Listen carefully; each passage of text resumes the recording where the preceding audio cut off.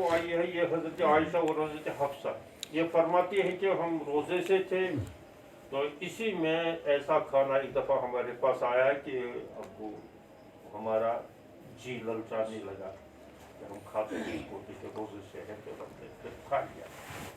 तकलीफ रोज़ा था तो हमने कहा चलो बात क्या होता है, फिलहाल बैठ गए तो खा ली। उसके बाद जो है हमने ये सोचा कि फिर हुजूर सल्लल्लाहु अलैहि वसल्लम से मसला दरियाफ्त करते। हुजूर सल्लल्लाहु अलैहि वसल्लम तशरीफ लाए, क्या फरमाते हैं कि मुझसे पहले ये हज़रत हफ्सा वकानत इब्नतु अबी, वो अपनी बाप की बेटी थी, यानी बाप की बेटी थी और क्या थी, मतलब और क्या थी। मसला ये है कि उसका मिजाज बाप जैसा, वो दो टोक थे ना, वो बेतकल्लुफ। हज़रत उमर भी ऐसे ही थे, तो कहते हैं हज़रत हफ्सा भी ऐसी ही थी। तो उन्होंने कहा या रसूलुल्लाह सल्लल्लाहु अलैहि वसल्लम, आज पता है कि हमने क्या किया, क्या किया, हाँ ऐसा किया। तो हुजूर ने फरमाया कोई बात नहीं, इसके बदले ही कज़ा करना, बाद में इसके बदले ही कज़ा करना। यहाँ कज़ा साबित होता है, लेकिन मसला ये है ये रिवायत मरफू है या मुरसल है। आगे इमाम तिरमिज़ी बहस करके इसको साबित कर रहे ये मुरसल रिवायत, लेकिन कम से कम कज़ा के सिलसिले में तो मुरसल रिवायत तो है, और नफी कज़ा के सिलसिले में तो कोई रिवायत ही नहीं है, न ज़ईफ़ है न कोई कभी मुरसल, ज़्यादा से ज़्यादा मस्कूता है। इस वजह से इसको तरजीह कर रहे हैं, अहनाफ इसको तरजीह है, वरना तुम कहोगे इससे भी क्या हिसाब होगा। वो तो ठीक है, अगर वहाँ जो है नफी साबित होती, कज़ा करना कोई ज़रूरी नहीं है। वो था कि ला युज़र के, लेकिन वो सही नहीं है। वो हुजूर अलैहिस्सलातु वस्सलाम, अव्वल तो वो रिवायत थी, वो मुस्तरब है। दूसरी बात, ला युज़र के का ये सराहतन अदम कज़ा पर दलाल नहीं करता है, बल्कि क्या है, ला युज़र के ये गोया कि ये तोड़ना जो है तुम्हें गुनाह नहीं है, इससे गुनाह तुम्हें लाजिम हो जाएगा, वो गुनाह के मुताबिक। यही मसला के हमारा भी कहते हैं गुनाह नहीं होगा अगर उज़र तोड़ दे। तो उज़र जो है कभी एक किस्म का उज़र होता है, भूख लगना भी उज़र है, मेहमान कोई, इसमें वो उज़र नहीं है ज़रूरी नफली रोज़े चाहता, ऐसा उज़र की जिसमें फ़र्ज को तोड़ना ज़रूरी है। मसलन नमाज फ़र्ज नमाज है, तो फ़र्ज नमाज को मामूली किसी चीज़ से तोड़ने का जवाब नहीं। चोरी के सिलसिले में भी ये लिखा है, अगर उसके पास कोई माल पड़ा हुआ है, चोर आकर वो ले रहा है, तो पहले ये देखा जाएगा वो माल कितने का है। अगर इतना मोतद भी माल है जिससे इसको कोई नुकसान पहुंच सकता है, तो तब तो वो नमाज को तोड़ सकता है। या किसी की जान खतरे में पड़ने वाली हो, कोई बच्चा जा रहा है तो वो कुएं में गिरने का, या उधर से उसको कुत्ता काट खाने के लिए दौड़ पड़ा है, तो ऐसी सूरत के अंदर है जहाँ कहीं नुकसान होगा। नफल के अंदर मामूली उज़र और नफ काफ़ी है। जैसे हज़रत उम्मे हानी ने जो रोज़ा उस वक्त तोड़ा, तो उसने ये सोचा है कि ये तो जैसे वो आया था मालिक बिन अनस काबी के बारे में, उसने उस वक्त रोज़ा नहीं तोड़ा था, बाद में वो पछता रहा था, काश जो है मैंने उस वक्त रोज़ा तोड़ता तो मुझे जो है आज ये फ़ख्र करना नसीब हो जाता कि मैंने जो है नबी अलैहिस्सलाम के साथ तनावुल किया है, मुझे भी ये नसीब हुआ है। ये तो मेरे लिए बाइश इफ्तिखार एक फजीलत है। बाद में पछता उम्मे हानी तो बहरहाल जो है इसी खानदान के थे, तो उन्होंने उस वक्त ये सोचा बाद में जो कुछ हो जाए कज़ा ही करना पड़े, कुछ भी करना पड़े, उसको छोड़िए, लेकिन इस वक्त तब हाथ से चला जाएगा। अगर मैं थोड़ा सा तामुल कर लूँगा तो मतलब उधर रोज़े से तो वो तो दूसरा हाथ फैलाया बैठा हुआ हमें मिल जाएगा, तो मेरे हाथ से चला जाएगा। तो उस वक्त उन्होंने तो हुजूर ने जो फरमाया है कि ला युज़र के, ये तुझे इससे कोई गुनाह नहीं होगा। बाकी रहा खेल तमाशे के तौर पर रख दिया फिर तोड़ दिया वगैरह, वो तो है, ये तो खेल तमाशा है इबादत के साथ। इबादत का तकाजा ये है कि उसको रख लिया तो फिर उसको पूरा करना चाहिए। यही उस इबादत का तकद्दुस भी है और यही जो है एक मोमिन की शान है। चलो बाब मा जा फी विसाल शअबान बिरमज़ान। तो वो ममानियत ये है कि रमज़ान से पहले ही 2 दिन रोज़ा नहीं रखना चाहिए। यहाँ 2 रिवायत आई, एक उम्म सलमा की, एक हज़रत आयशा की। उम्म सलमा की रिवायत में ये आया है कि हुज़ूर अलैहिस्सलातु वस्सलाम पूरी शाबान का रोज़ा रखते थे। हज़रत आयशा फरमाती है कि अक्सर शाबान का रोज़ा रखते थे। इमाम तिरमिज़ी रहमतुल्लाह ने भी इसकी तावील की है कि ये उम्म सलमा ने जो फरमाया है कि पूरी महीने के रोज़ा रखते थे, इससे मुराद ये है कि अक्सर। फिर मसला ये है कि जब शाबान के रोज़े की ममानियत आई है तो हुज़ूर सल्लल्लाहु अलैहि वसल्लम कैसे रखते थे। दरअसल रोज़ा रखने की 3 सूरतें हो सकती हैं। शाबान के अंदर रोज़ा रखने की 3 सूरतें। एक शक्ल ये है कि थोड़ी सी मुनासिबत पैदा हो जाए, जैसे नवाफिल भी रखे गए हैं नमाज के लिए और सुनन भी रखे गए हैं, दरअसल मुनासिबत पैदा करने के लिए, फर्ज की सही अदायगी के लिए। एक है इस गर्ज से रख शाबान के अंदर, इस नियत से कोई रख ले तो कोई हर्ज नहीं, जितनी दिन रख सके रख ले। अच्छा, तो दूसरा रोज़ा जो है ऐसा है कि किसी को मसलन कुछ दिन मुतय्यन होता था कि रमज़ान के उसके हर महीने के अंदर वो कुछ दिन रोज़ा रखता था, तो आदत के तौर पर उसने वो रखा है। इत्तेफाक से वो जैसे पीछे आ गया तो इत्तेफाक से वही वो दिन आ गए कि जो रमज़ान से पहले 2 दिन 3 दिन, अगर ऐसा कोई है तो उसमें कोई हर्ज नहीं। वो जो ममानियत आई है कि कोई ऐसा न रखे, वो उस सूरत के अंदर ममानियत है कि बतौर शक के रखे। यानी चलो इस झगड़े से बचने की मैं आसान तरकीब भी निकालूंगा, ये 29 को आएगा, 30 को आएगा, मैं ये से 2 दिन रोज़ा रखूंगा तो 29 आएगा तो वो भी इसी में दाखिल, 30 आएगा तो वो भी इसी में दाखिल। मैं बाद में लोगों से कहूँगा कि देखो तुम 30 और 29 पर बिगड़ते हो, वो कहते हो उन्होंने 4 गलती का, उन्होंने फैसला गलत कर लिया है। मैंने ऐसी तरकीब निकाली है कि मैंने तो जो है सारा ही उसमें 29 था तो वो भी उसमें दाखिल हो गया, या 30 था तो उसमें दाखिल हो गया है, तो सारा हो गया। ये है अलग शक। ये शक को दफा करने के लिए, शक को जायज़ करने के लिए इस तरीके का रोज़ा रखना ये ममनू है। यौम शक का भी रोज़ा रख लेना और इस तरीके से 2, 4 दिन 5 दिन रख लेना ताकि उसमें वो भी आ जाए, ये ममनू है।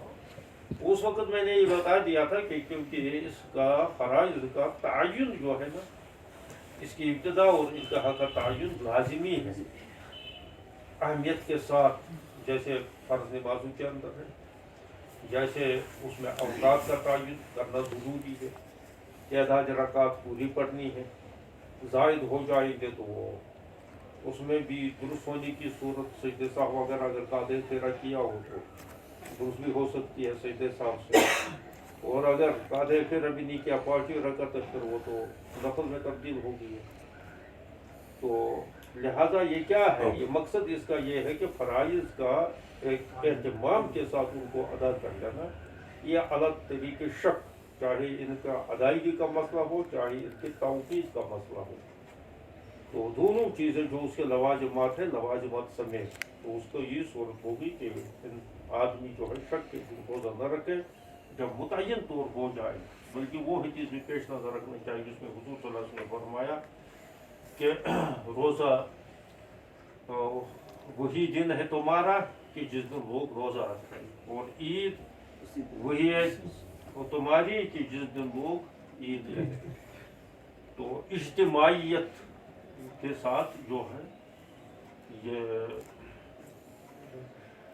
किसी फ़र्ज़ को अंजाम दे देना, इज्तिमाइयत के साथ, उससे اس کی اہمیت بن جاتی ہے. یہ فرض نمازوں کے اندر بھی ہوا ہے کہ اجتماعی طور اس کو انجام دیا جاتا ہے جماعت کے ساتھ. یہی ہے کہ اس میں بھی اجتماعی تبھی رہے گی جب ایک ہی دن رکھیں گے, ایک ہی دن اس روزے کو ختم بھی کریں گے, تبھی اجتماعی رہے گی. ورنہ کوئی جو ہے 25 شعبان سے, کوئی 26 شعبان سے, کوئی 27 شعبان سے, بعد میں اگر اس کو مشورہ آیا تو وہ کہیں گے میں نے تو 25 شعبان سے روزہ رکھا تھا, اب 25 رمضان کو عید بھی کرتا, تو پھر لوگ اس قسم کا بھی نکالیں گے. تو میرا تو مہینہ پورا ہو گیا, تو وہ تو ایک مہینہ تو رکھنا تھا, وہ تو ہو گیا. میں نے 25 شعبان سے رکھا تھا, 25 رمضان تک میرا مہینہ پورا ہو گیا, جیسا میں اسی کو کروں. اور ہم 4 آدمی ہے, 5 آدمی ہے, لہٰذا ہم ایسے اپنی عید منائیں. یہ ڈرامہ ہے فرائض کے ساتھ, اس ایسی ڈرامہ بازی کی اجازت نہیں. بس یہ ہے خلاصہ اس کا. چلو. باب ما جاء في كراهية الصوم في النصف الباقي من شعبان لحال رمضان وبه.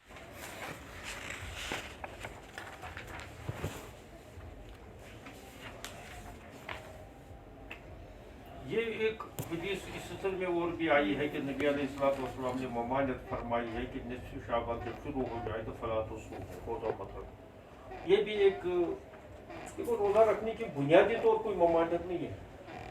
گویا کہ فی نفسی ہی تو جواز ہے اس میں, لیکن لغیر ہی اس میں کہیں کہیں, جیسے وہاں یوم شک میں داخل ہو جاتا ہے, اس وجہ سے لغیر ہی اس میں ممانعت آ گئی ہے.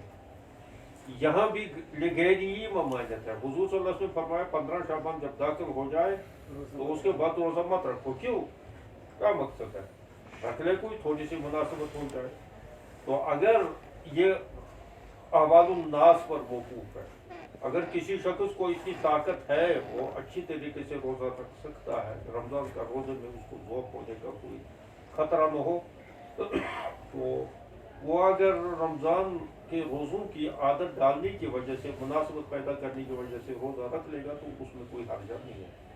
تو جو آیا ہے کہ حضور صلی اللہ علیہ وسلم روزہ رکھتے تھے, تو وہ اس معنی کرتے ہیں. یہاں جو ممانعت یہ ہے کہ نصف شعبان کے بعد روزہ مت رکھا کرو, یہ اس معنی کر کے ہے کہ کہیں آدمی جو ہے کمزور پڑ جائے, پھر وہی سستی آ جائے, رمضان کے اندر سستی آ جائے. تو اس میں یہی ہے کہ یہ ممانعت اور اجازت جو ہے علی احوال الناس, لوگوں کے حال کے پیش نظر یہ حضور صلی اللہ علیہ وسلم نے فرمایا.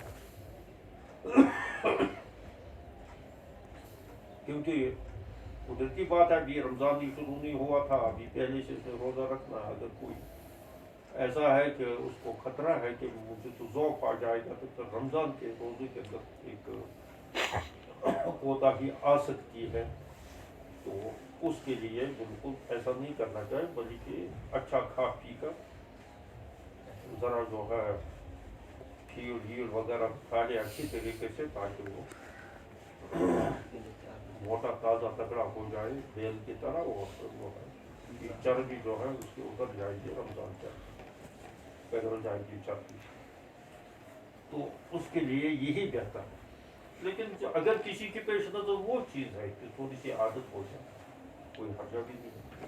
باقی رہا شک کا مسئلہ, تو وہ تو واضح ہے, وہ تو شک کی بنا پر. لیکن اگر اتفاقی طور اس میں بھی ہے تو اس میں بھی کوئی بات نہیں. اتفاقی کسی کو روزہ رکھنے کی عادت تھی, اتفاقاً پڑ گیا, تو اس میں بھی کوئی مسئلہ نہیں. تو یہ اس میں کہیں اجازت ہے, کہیں ممانعت ہے, فی نفسی ہی نہیں ہے, لغیر ہی ہے. اور لغیر ہی میں حالات بدلنے کی وجہ سے وہ غیر بھی بدل رہا ہے. یہ اس کا خلاصہ. امام ترمذی رحمۃ اللہ علیہ نے بھی کو کر یہی اس کا مطلب لکھا ہے. چلو. باب ما جاء في ليلة النصف من شعبان وبه. یہ لیلۃ النصف من شعبان جو عام طور جس کو شب برات کہتے ہیں, برات کے معنی آتے ہیں بری ہونے کی. تو اس کا کسی نے اس معنی کر کے جو ہے نام رکھا تھا کہ اس دن جو ہے اللہ تعالیٰ گناہ گاروں کو برات دیتا ہے.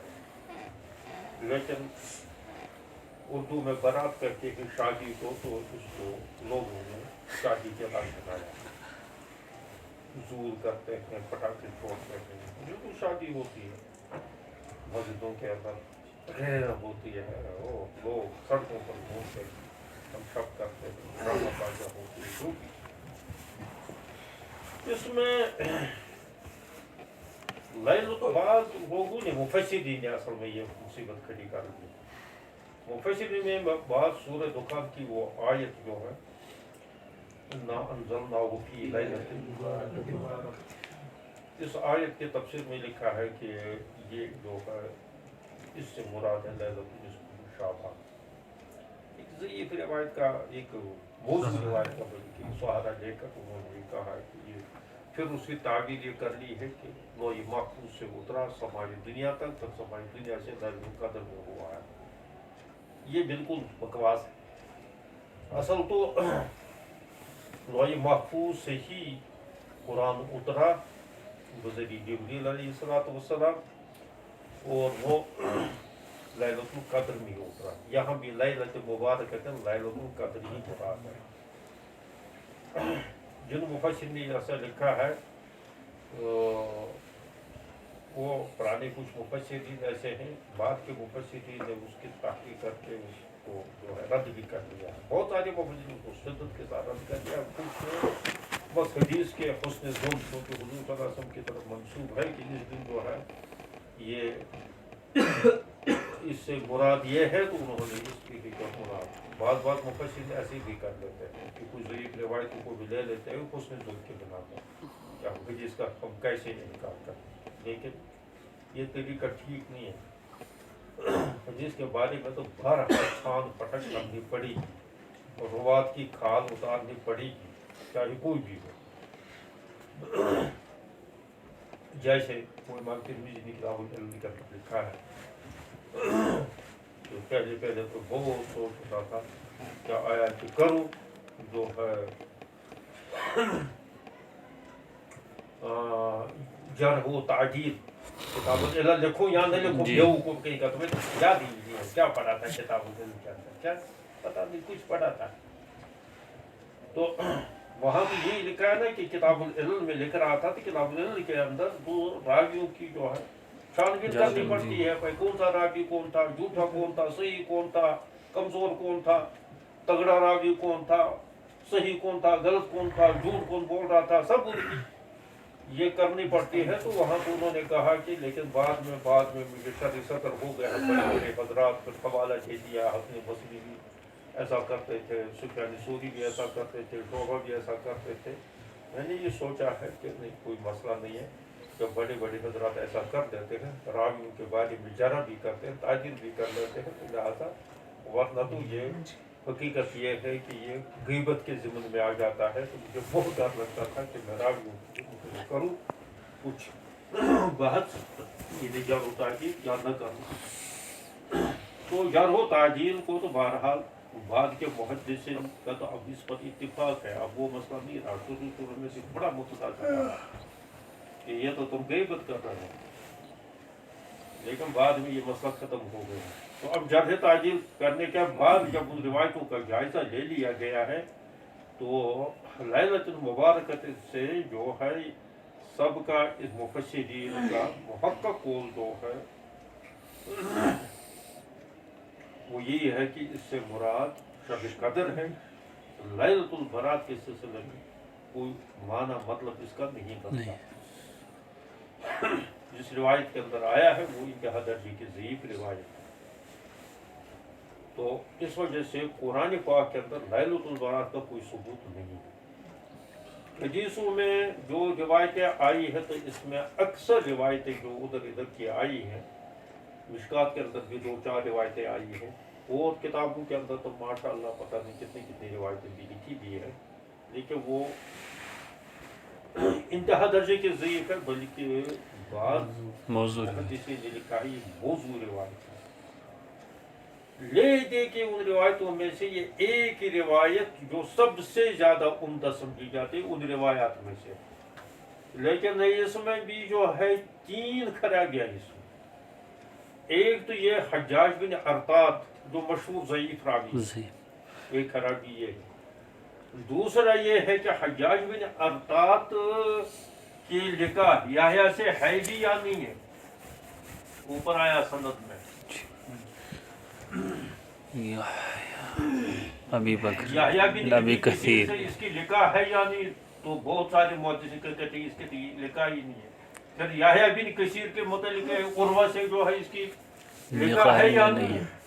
تو یہ تین خرابیاں ہیں کہ بعض کہتے ہیں کہ نہیں ہے, بعض کیا بلکہ اکثر یہ ہے کہ ان کی روایتی جو ہے ان کی نکاح ثابت نہیں ہے یحییٰ بن کثیر کی جو عروہ سے. تو دو جگہ یہ کہتا ہوں, ایک تو خود حجاج بن ارطاط جو ہے مشہور ضعیف راوی ہے. اس وجہ سے لے دے کہ یہ ایک ضعیف روایت تو بہرحال ہے ہی, سند کے اعتبار سے زیادہ کی ضعیف ہے.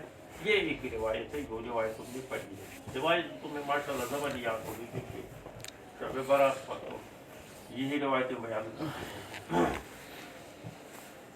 پھر یہ دیکھنا چاہیے کہ اب لے دے کے ثابت کیا ہوتا ہے. لے دے کے نصف شعبان کے متعلق جو ہے دو تین باتیں ثابت ہوتی ہیں.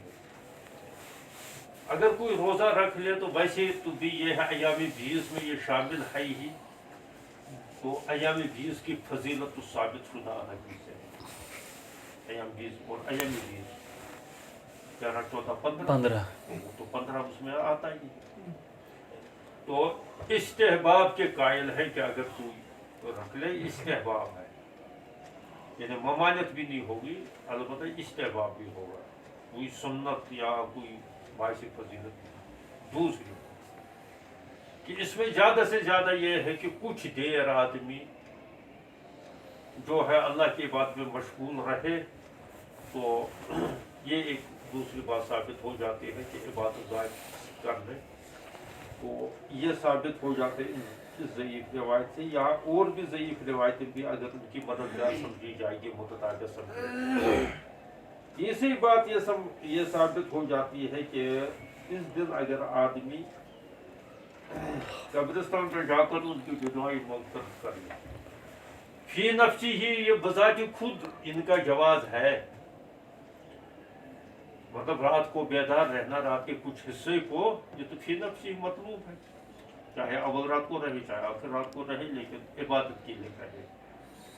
ناچنے گانے کے لیے نہیں, ڈرامہ کرنے کے لیے نہیں, اہتمام نہیں کرنا. اور یہ اجتماعیت جو ہے نا, چاہے وہ شب قدر کی اجتماعیت ہو, چاہے شب برات کی اجتماعیت ہو, یا اور کسی کی اجتماعیت کے ساتھ, اس کو منانا. ایک ہے اس میں عبادت کرنا, ایک ہے اس کو منانا. ہمارے یہاں چونکہ ہندوؤں سے متاثر ہم ہیں, اس وجہ سے ہم ان چیزوں کو مناتے ہیں. منانے کا مطلب وہ یہ ہے کہ اہتمام کر لیتے ہیں, مسجدوں کو زور کر لیتے ہیں, اور قہوہ کا, چائے کا, حلوے کا, پراٹھوں کا اہتمام ہوتا ہے, اور تقریریں وغیرہ, وہ مائکیں, جگہ جگہ شور شرابہ وغیرہ وغیرہ. یہ منانے کا یہ ہندو سے لے لیا گیا. انفرادی طور اگر کوئی کر لے تو میں کبھی خود جو ہے نا اس دن کوئی بہانہ وہانہ کر کے, بلکہ یہ بھی کہتا ہوں میرا ہے کہیں پروگرام ہو, تو میں کبھی اس شب برات میں کبھی گیا ہے. شب قدر میں 2-3 دفعہ گیا ہوں میں, بس بیان کر کے چلا گیا, وہ پھر سو گیا, جانے کے بغیر پر سو گیا. تو یہ اصل بات میں یہ ڈرامہ بازیاں بن جاتی. فی نفسی ہی یہ جو دو چیزیں, فی نفسی اس کا جواز اور دلائل سے بھی ہے. اس سے قطع نظر, نصف شعبان سے قطع نظر, کیونکہ رات کو کچھ حصے میں عبادت کی غرض سے بیٹھنا, اس میں کیا حرج ہے, اس کا تو یہ مطلوب ہے. کچھ احادیث سے اس کا سمجھنا. اسی طریقے سے اگر جو ہے روزہ رکھ لے تو اس کا فی نفسی جواز ہے, کیونکہ یہ تو ایام 20 میں ہی پڑتا ہے. اور قبرستان میں جا کر کسی وقت آدمی ان کے لیے دعا کر لے دن میں رات میں, تو اس میں کیا حرج ہے, تو فی نفسی تو مسئول ہے. اس وجہ سے اس سے انکار بھی کرنا اچھا نہیں ہے. غیر مقلدین تو بالکل ہی واحد تباہی پڑتے ہیں, انکار بھی کر لیتے ہیں, وہ بھی ٹھیک نہیں ہے. لیکن یہ بات وہ صحیح کہتے ہیں کہ اس کا کوئی ثبوت نہیں. صحیح بات ہے یہ کہ ثبوت نہیں ہے اس کا, حقیقت یہ ہے. یہ ضعیف ثبوت جو ہے نا, یہ بس اس کو کہتے ہیں ڈوبتے کو ان کا سہارا. لکھا ہے اس پر کتابیں بھی لکھی گئی ہیں, رسائل بھی لکھے گئے ہیں, پتہ نہیں کیا کیا لکھا گیا. حضرت شیخ رحمۃ اللہ علیہ نے بھی اس فضائل اعمال میں لکھا, اس پر اعتراض ہوا. تو پھر جو ہے اس کے بعد میں جب ان کو حدیث کے سلسلے میں اعتراض ہوتا تھا تو وہ زیادہ تر اس پر مجھے تحقیق کرنے کے لیے مولانا یونس صاحب کو دیتے تھے. ان کے معتمد شاگرد تھے, ان سے کہتے تھے کہ آپ اس کو آپ تحقیق. انہوں نے اس پر 2 4 5 10 صفحے لکھے ہیں, اور طبرانی کا وہاں پوری کتابیں اس نے چھان ماری ہے, اور ان کے وہ سندیں لکھی ہے, پھر ہر سند کا حکم بیان کیا. یہ نہیں لکھا ہے کہ بس زیادہ سے زیادہ یہی بات لکھی جو میں نے بتائی. یہ نہیں لکھا ہے یعنی اس کے ثبوت میں, کیونکہ جتنی بھی روایتیں اس سلسلے میں انہوں نے جمع کی ہے ان کا وہ سکم جو اس میں ہے روایتوں کے اندر سند کے اندر وہ سارا ظاہر کر دیا. بالفاظ دیگر انہوں نے کہا کہ وہی بات انہوں نے کہی کہ اس کا تو ثبوت کسی صحیح روایت میں تو ہے نہیں, باقی فی نفسی ان چیزوں کا جواز ہے اگر اس معنی کر کے اس کو کسی حد تک آدمی اپنائے ان چیزوں کو تو کوئی حرجہ نہیں ہے. باقی منانے کا جو یہ ڈھونگ ہے یہ بدعت ہے اور بجائے ثواب کے گناہ بن جاتا ہے. اب بھی جاتا ہے چل. باب ما جاء في صوم المحرم. یہ محرم نہیں پڑھا جاتا ہے. محرم اگر پڑھیں گے تو اس کا مطلب ہے کہ حرام شدہ. اس معنی کر کے بھی کچھ نہ کچھ جو ہے اس کا معنی ٹھیک بنتا ہے, لیکن عام طور محرم ہوتا ہے. محرم تو جو محرم اس معنی کر کے 2 معنی ہے اس کے, کہ ایک یہ ہے کہ احرام باندھنے کی وجہ سے عادت پر جو ہے کچھ چیزیں حرام ہو جائیں, اور دوسرا یہ ہے کہ اس کی حدود کچھ ہے تو اس وجہ سے اس کو جو ہے اس حدود کے حرم کے اس وجہ سے اس کو بھی جو ہے یہ کہتے ہیں حدود حرم. حرم بھی محرم کے معنی ہے. یہ محرم ہے کہ شہر, تو اس معنی کر کے کیونکہ زمانے جاہلیت کے نام ہے کہ جس معنی کر کے اس کو محرم کہتے تھے, شاید اس وجہ سے کہ اس میں جو ہے انہوں نے جو ہے جنگ وغیرہ جو زمانے جاہلیت کے انہوں نے حرام کر لیا تھا. لیکن وہی تو محرم تو نہیں تھا, حرام کیا وہ تو نہیں تھا, وہ تو 4 مہینے محرم اور سفر اور یہ ادھر سے ذیقعدہ ذوالحجہ اور محرم اور سفر 4 وہ سفر رجب. یہ سفر نہیں ہے, سفر کی وہ نسی کرتے ہیں, سفر کی وہ نسی کے رسم ہو. وہ کبھی جو ہے وہ کہتے تھے محرم ایک کوئی قبیلہ وہ کہتے تھے کہ ہم نے اس کو نکالا ہے, اس جگہ جو ہے سفر میں ہم نے رکھ لیا ہے, تو ابھی محرم کے اندر تمہاری خبر رہ لیتی ہے. وہ ایک دوسرے قبیلوں کے ساتھ ان کے چلتی ہے رہتی ہے. بہرحال یہ محرم بھی ہو سکتا ہے, اس میں بھی کوئی حرج نہیں ہے, لیکن عام طور محرم بھی پڑھا جاتا ہے. اس معنی کر کے محرم بھی ہوگا اور محرم بھی ہوگا. اگر اسلامی اعتبار سے دیکھیں گے تو وہ جو ہے حدود حرم کے اعتبار سے یا اس میں اعتبار سے کچھ ہوگا. پتہ نہیں, اس کو مجھے کبھی سوچنے کی وہ تحقیق کرنے کی دیکھ لینا چاہیے. ویسے تو حضور صلی اللہ علیہ وسلم نے فرمایا ہے کہ اس کے بعد رمضان کے بعد سب سے افضل روزہ ہے محرم کے روزے. اس کی کیا وجہ ہے کہ بہرحال اس میں تو 10 محرم کا تو بہرحال یہ تو ہے, 10 محرم کو تو حضور صلی اللہ علیہ وسلم نے فرمایا اسی میں جو ہے یوم عاشورہ ہے, اسی میں حضرت آدم کی تخلیق ہوئی ہے, وہ تخلیق سماوات والارض بھی ہوا ہے, اور جنت سے بھی اس کو نکالا گیا ہے, اور اسی قیامت بھی ہو گئی, اسی دن حضرت موسیٰ علیہ السلام نجات ہوئی, اسی دن حضرت نوح علیہ السلام کی کشتی میں نجات ہوئی ہے وغیرہ وغیرہ. یہ بابرکت والا دن ہے، جس میں کوئی روزہ رکھے، بلکہ یہ عاشورہ کے 10 اسلام سے پہلے جو ہے فرض بھی ہے، انہیں کو اپنا کہ یہ پہلے پیغمبروں سے آتے تھے، اس کا کرتے تھے، تو حضور صلی اللہ علیہ وسلم نے بعد میں جو ہے اس کو اب بھی سنت ہے کہ اگر کوئی محرم کا روزہ رکھ لیں گے 10ویں تاریخ کو مل کے، اس کے ساتھ اور ایک دن بھی ملانا چاہے تو حضور صلی اللہ علیہ وسلم نے فرمایا اس کے بعد اگر کسی کو روزہ افضل ہے، افضلیت جو آتی ہے تو ایک تو خدا کے متعین کرنے سے آتی ہے، ایک افضل آتے ہیں کسی وقت کے افضل ہو، ایک ہے کسی مقام کی وجہ سے افضلیت آتی ہے، تو یہاں وقت کی وجہ سے افضلیت آئی ہے، یعنی اس مہینے کے اندر رمضان کو تو اللہ تبارک و تعالیٰ نے تو متعین کر دیا، اس وجہ سے اس میں افضلیت جو ہے اب وہ رمضان بھی افضل پر، کیونکہ اس میں افضلیت جو آئی ہے وہ بھی لذاتی ہی نہیں ہے رمضان کے اندر، وہ بھی افضلیت لغیری ہے، کیونکہ شہر رمضان الذی انزل فیہ القرآن اس معنی کر کے اس میں افضلیت آئی ہے۔ رہی جو ہے محرم کی افضلیت، یہ قدیم سے ہے اور اس میں بھی اگرچہ لذات ہی نہیں ہے، لغیری یہ ہے، یعنی اللہ تعالیٰ نے ان کو منتخب کیا ہے، ایسے ایسے واقعات اہم واقعات اور اس میں حقوق ہوتے ہوئے